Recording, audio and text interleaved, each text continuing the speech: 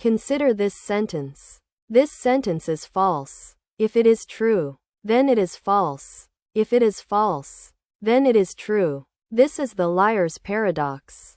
One of the oldest and most disorienting puzzles in human thought. Today we explore the paradox of self-reference. What happens when a system turns its gaze upon itself? The liar's paradox goes back to ancient Greece.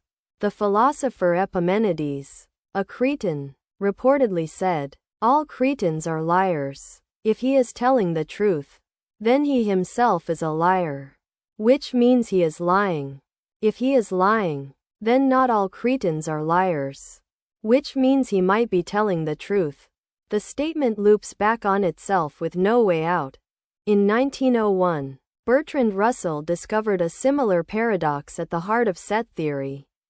Consider the set of all sets that do not contain themselves. Does this set contain itself?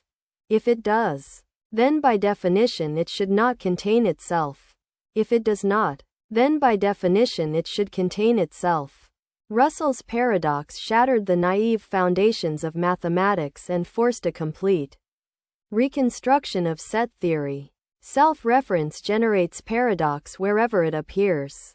Barry's paradox asks, what is the smallest positive integer that cannot be described in fewer than 14 words? The phrase describing that integer is itself 13 words. And yet it just described that integer. Grelling's paradox asks, is the word heterological, meaning a word that does not describe itself, heterological? If yes, then no. If no, then yes. In his 1979 masterwork Godel, Escher, Bach, Douglas Hofstadter argued that self-reference, what he called strange loops, is not merely a source of paradox, but the very engine of consciousness and meaning. A strange loop occurs when moving upward through levels of a hierarchy. You find yourself back where you started. Hofstadter saw strange loops in Bach's musical canons, in Escher's impossible drawings of hands drawing hands, and in the self-referential structure of human thought. The power of self-reference was formalized by Georg Cantor's diagonal method. To show that real numbers are uncountable, Cantor imagined listing all real numbers between 0 and 1. Then he constructed a new number by taking the first digit of the first number, the second digit of the second number, and so on, and changing each digit. This new number differs from every number on the list in at least one digit. Cantor's diagonal argument is pure self-reference. It uses the structure of a list to escape the list. Kurt Gödel weaponized self-reference in 1931.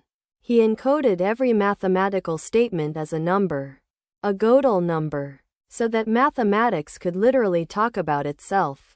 Then he constructed a statement that said, in effect, this statement is not provable in this system. If the system proves it, the system is inconsistent. If the system cannot prove it, the statement is true but unprovable. Self-reference had become a mathematical instrument, one that shattered the dream of a complete, consistent foundation for mathematics. Self-reference appears everywhere in art and culture. Velazquez painted himself painting in Las Meninas. Borges wrote stories that contained themselves. Shakespeare's Hamlet stages a play within a play. Films from Buster Keaton to Charlie Kaufman dissolve the boundary between the story and the story. About the story, M.C. Escher's hands drawing each other capture this perfectly. Each hand is both creator and creation. Each level both contained by and containing the other. For centuries, philosophers tried to eliminate self-reference as a logical disease. Russell's theory of types was designed to prevent any statement from referring to itself. Tarski argued that a language cannot contain its own truth predicate. Only a metalanguage can evaluate an object language. But these fixes came at a cost. They seemed artificial, incomplete, or unable to capture the full richness of mathematical reasoning.